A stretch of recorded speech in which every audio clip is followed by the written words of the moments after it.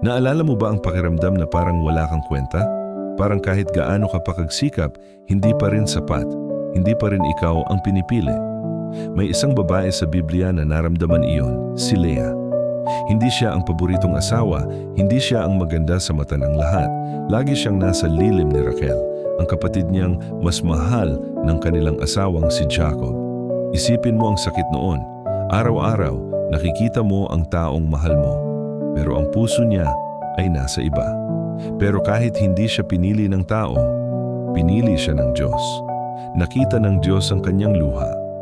Naramdaman niya ang kanyang sakit at biniyayaan niya si Leah, hindi dahil perpekto siya, kundi dahil nakita niya siya. Genesis 29:31. Nang makita ng Panginoon na hindi minamahal si Leah, binuksan niya ang kanyang sinapupunan. Kaibigan, kung pakiramdam mo ngayon ay hindi ka sapat, pakinggan mo ito. Hindi ka kailangang maging paboritong tao ng lahat para mapansin ng Diyos. Nakita ka na niya, kilala ka na niya, at mahal ka niya. Hindi dahil sa iyong mga nagawa, kundi dahil ikaw ay kanya. Ang sakit mo ngayon ay hindi katibayan na nakalimutan ka ng Diyos. Ito ay simula ng isang bagay na mas maganda.